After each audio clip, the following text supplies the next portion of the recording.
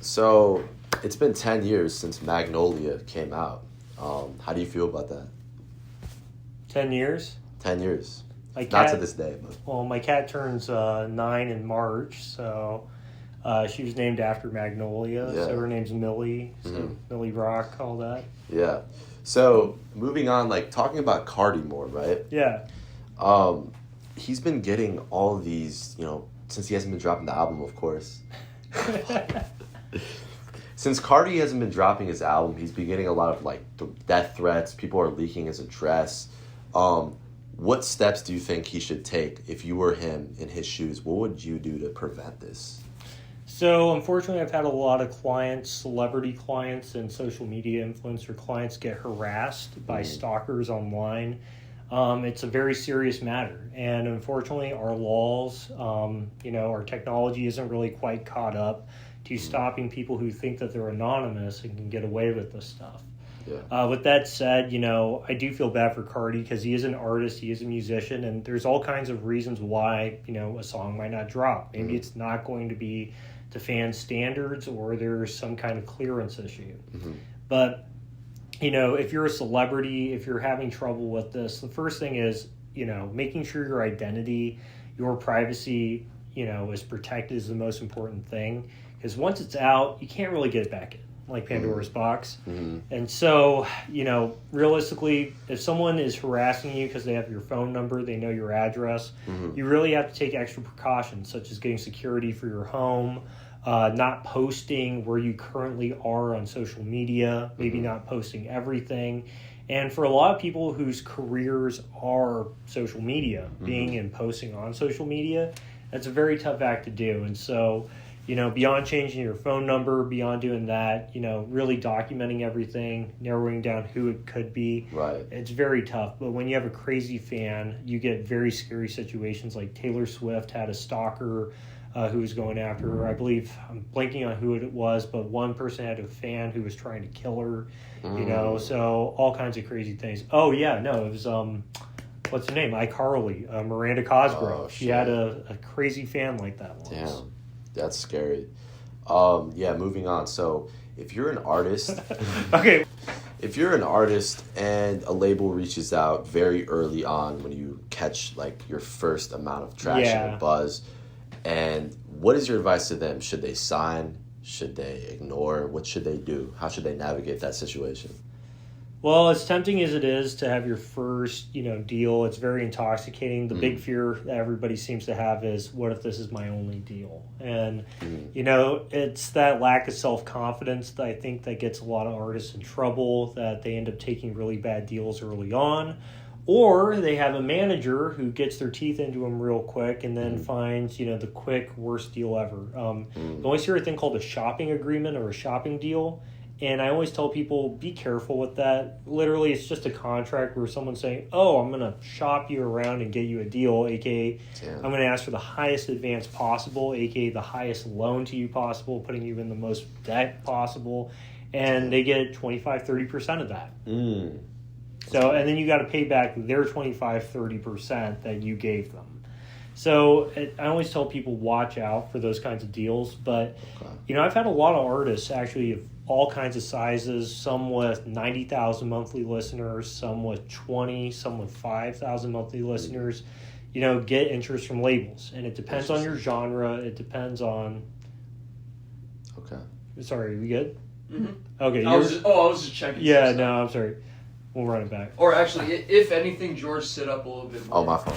Yeah. That was what was catching All right, okay. I was just checking. All right, so we'll run it back. I've had plenty of... Sorry. All right. All right. I've had plenty of clients have label deals early on, and from all kinds of sizes. People with 90,000 to 5,000 monthly listeners. It just kind of depends on, the virality of your song, how much the label believes in you. And, typically that comes down to an A&R who is pretty much just a talent scout. And everyone thinks the A&R is in charge, but really they're kind of the first introduction and just kind of like the, the account administrator. But anyway, getting to it, a lot of artists, I typically tell them don't sign. Okay. especially if they're trying to make this a long-term career, oftentimes if they want a better deal, they just lack things in the negotiation. And so, often it's a chicken and the egg problem of, well, I need marketing, I need support to blow up. But then, how do I get that? Well, I need to be in a deal to do that. And in order to do that, at the end of the day, when people sign you, they are doing it to make an investment in you. Right. But oftentimes you'll get some labels that do have a reputation for just simply signing everyone in a region or a market, and it's called signing to get market share. Okay. And so they'll sign a bunch of guys who all sound like Yeet, a bunch of guys who all sound like, Two Hollows or something. And they do that to kind of stample out competition or have their own version of it. But there's all kinds of reasons for it. Yeah. But typically I always tell people this: if you're early on in your career, don't sign a deal that's giving you too much money that you can't pay back. Okay. That's a good one. This is a question for you. You're an entertainment lawyer, Amongst other types amongst other things, right? So if you woke up tomorrow as an artist and you had to make it, how would you schedule your next 30 days? What would you do? If I woke up and I was an artist, so if I made a hit song right now and said, screw being a lawyer. Yes. Jeez, the song has to be like blowing up and getting millions of streams. Yeah. How would you schedule the rest of your month or the rest of your year, All right, so let's make this more realistic, okay? Say you're an artist who views music as a hobby. It's something that you do on the side. You have a job. You're an accountant by day, and you have some good business sense, but, you had a hit song, a jingle, and it got 20 million streams in like a week, ridiculous. That's pretty unheard of, but that it does happen. So if you're having a big viral moment, you're everywhere, right. You're Chappell Roan kind of deal. Yeah. I'd say the first thing you do is, one, make sure you have a legal and management team who are there to help you out. The worst thing you could possibly do as an artist is negotiate on your own behalf, just because you're going to be leveraged, pressured into things where you feel like you can't say no, versus, good cop, bad cop situation. Your manager can be the one who plays the bad guy for you. As an artist, I always tell people, try to be in the, public relations, politics standpoint of everything's great, and it's your manager who can, pump the brakes on, this isn't right.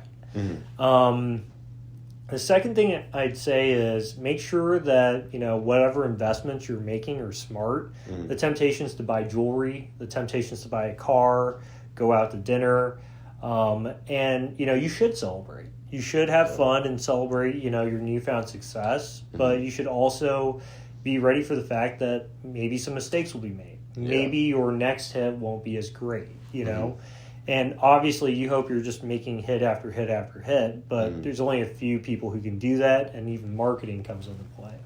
Got it. So what is your opinion about rap, or let's just say music and content creation kind of merging?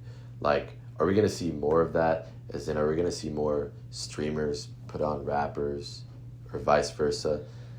Yeah, so, I'd say that the music scene has changed dramatically. The marketing scene has changed dramatically, really in the last 3 to 5 years. And the reason for that is because people consume content pretty much off their phones. Right. And so, I guess back in the day, people would say, oh man, it sucks. In order to be, a musician, you have to be pretty. You have to be good looking, because you also have to be an actor, a model. You have to, sing, dance, act, everything. You had to sign to Diddy, that's how you got famous back then. Yeah, well, Harvey Weinstein and everything, go for a 1 a.m. audition at his hotel room. Yeah, right. But, realistically, I think a lot of people have to realize it hasn't changed. It's just, instead of being someone who has a manager or a marketer who's going to shove, 1 of 5 artists down people's throats on airwaves through radio play, because back in the day, it used to be radio play. If you had an artist, you get songs on radio stations, because that's how everyone listened to music. Now it's on Spotify. You can listen to anybody, and it's usually people who are listening to the same songs over and over. So how do they find the new people? Well, it's through pages like For the Youth, your big promo pages. And so that's where, the marketing kind of comes into play. Got it. Now, I think this relationship, though, is only going to continue, and it's only going to get more and more kind of put together. So as an artist, how do you market your music to sell products? How do you use it to come up with ad campaigns? That's where people make most of their money, is through one hit song being used over and over and over again. Right. Like the Black Keys, I think, what was it, almost 20 years ago now, they had this one hit song and everything. It got used on everything one Christmas cycle. Them and Vampire Weekend. Yeah. So, what is your advice to artists who don't know how to license their music through, I think it's called ASCAP? ASCAP. So, what is your advice to artists who aren't using ASCAP? What would you tell them? Use ASCAP, use BMI, use these registration services. Because a lot of times, a lot of people miss out, particularly producers who, aren't registering their works. And so when these artists or their companies get sync licensing, or what they call mechanical licensing deals to print out CDs, vinyls, put you in something small, like a small game or something, that's usually how it gets distributed out. And so it's having everything registered properly, and then also working with the distributor is also the other one. Yeah. So, as an independent artist, what would you recommend the best distributor?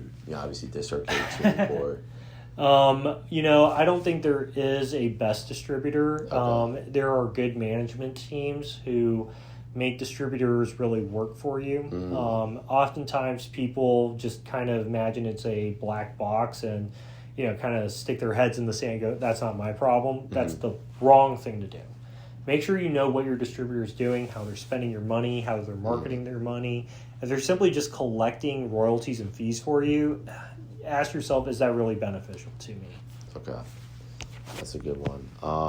What is your advice to someone who's loves to create? They love to create, but they don't know what to do. They don't know what they want to do. Like, what would the first step of action be? Ask that question again. So, yeah, that was kind of cool. So, what is your advice to someone who wants to start creating but doesn't know what avenue to dive into?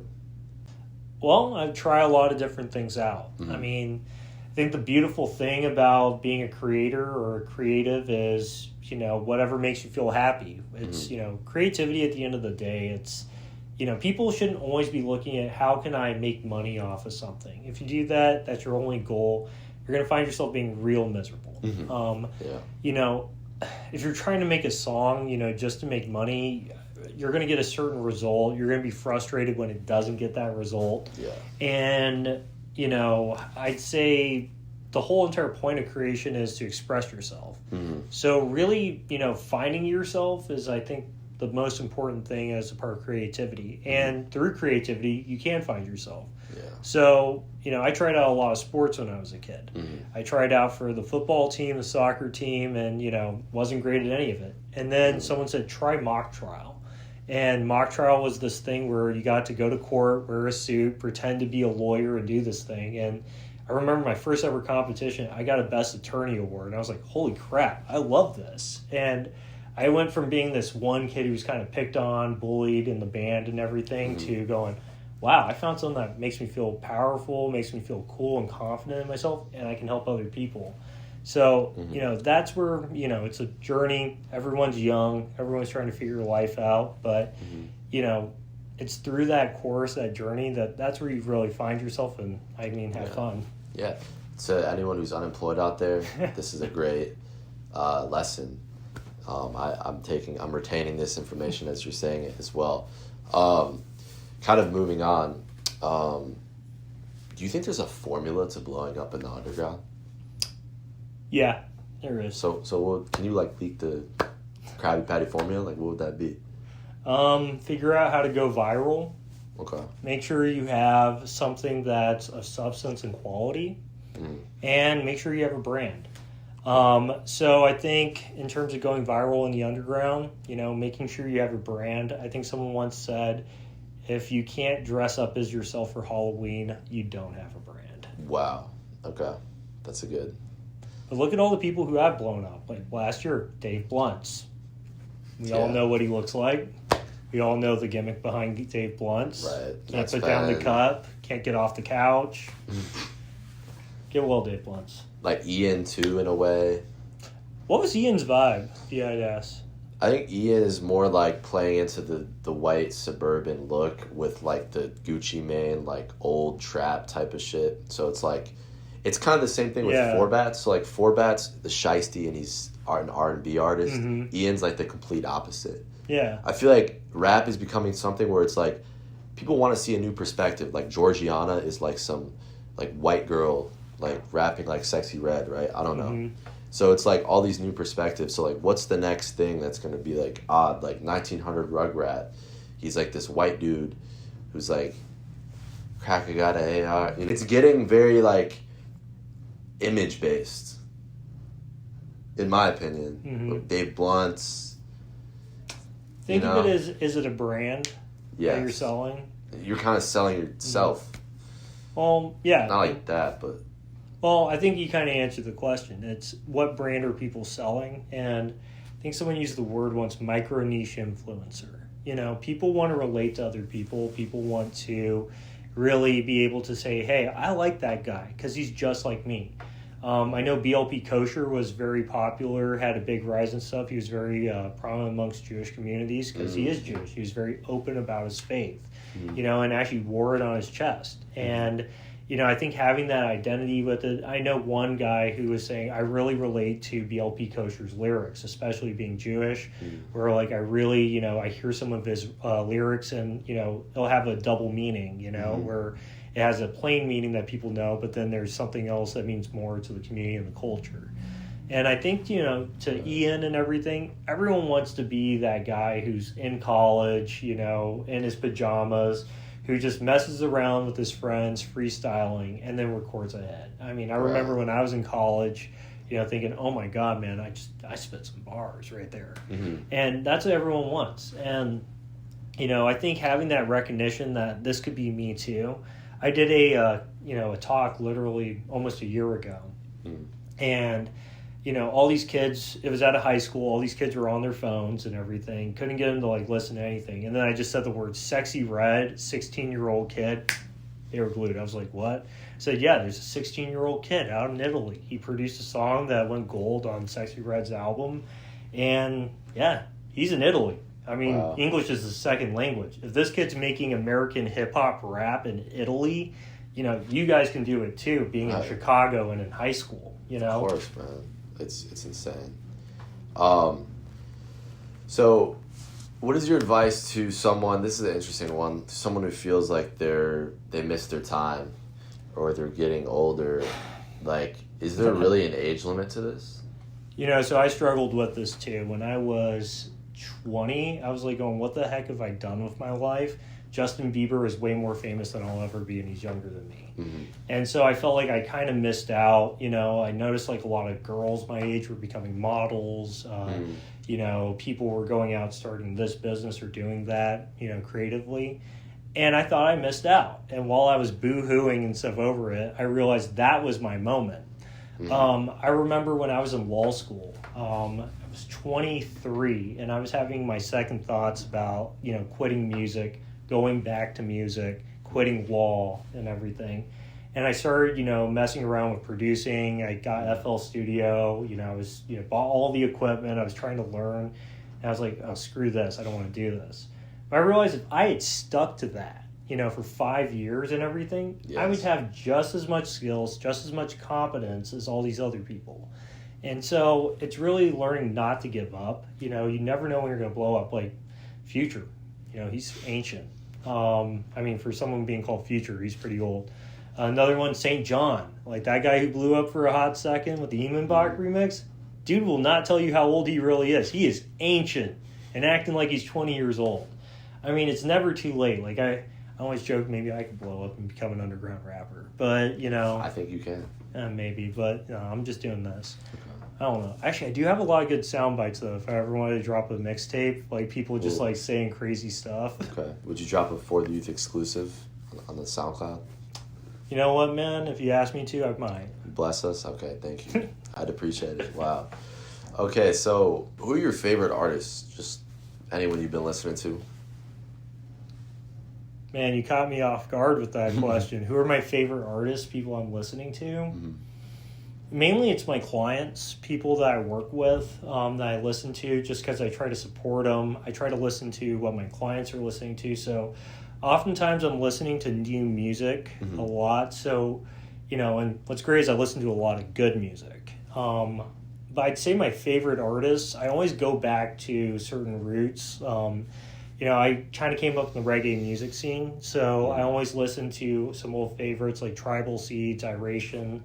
But in terms of like newer music, Yeat, Ian, I do like Tu Hollis a lot. Okay. I think he's good. Okay. But mainstream music, everyone's always listening to Drake. Everyone's listening to Sexy Red.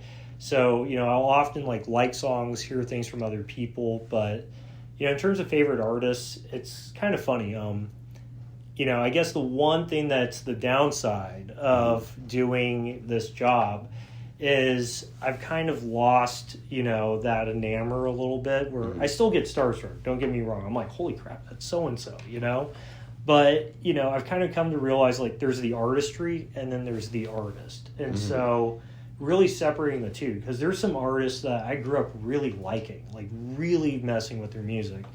And when I finally met them, I was like, man, you're a jerk, And so it's... Yeah, well, there's, some famous stories where you just see people like that. It's, what they say, never meet your idols. So, do I have favorite songs? Do I have favorite vibes? Do I like people for certain things? Yes. But, I try not to get too hung up on a person just because sometimes I'm scared I'm going to be let down. Yeah. Who are your favorite creators? Any creators to watch? Let's run back to, I want to get that on camera. Yeah, no. Who are my favorite creators? Favorite creators right now? Classic creator I've always liked, Kush Poppy. I think he's really hitting his, like Leonardo DiCaprio. He was always good, kind of great and stuff, but he didn't have that thing to kind of hit, The Revenant until he did The Revenant. I think Kush Poppy with his Tesla robots and everything is The Revenant. I love those videos. Dude, the one where he's like going like, I want you to go in and shoot them with the trail. He's just like screaming. You see the vein popping. It's like someone needs to like cast Kush Poppy and something. Hey, anyone watching? Yeah, Kush Poppy. Other creators though that I think are really good. Guilty pleasure. I love watching this guy's things. This guy named KYD. He reviews like products that go viral on TikTok, and so I just love his like stance that he does. But in terms of the community, guys, I really think that are really putting in the work that I really like. Very proud of Jeff Leppard. All last year, he worked hard, and to anybody watching, it's like if you show up, 80% of success is showing up. This guy was at every single concert for a year, interviewing everybody, making fans, showing the fan experience, and this wasn't an interview with the artist, it was an interview with the fan. And I thought the way he did it was so great. It really showed the culture, a good cultural moment. And, I think at least here in Chicago, nationally, there's a lot of people, a lot of names who are really putting in work. Preston Lake, Underground Raps here in Chicago, your boys do a lot of work. Same to you, George. But I think it's really the people who are giving back, the people who are trying to promote other people, are the ones who are really doing the best work for everyone. So to you, George, congrats and thank you for all you do. Thank you. You as well. The Beamer, the Bentley, I'm trying to pull up, I'm going through the motion. Tell her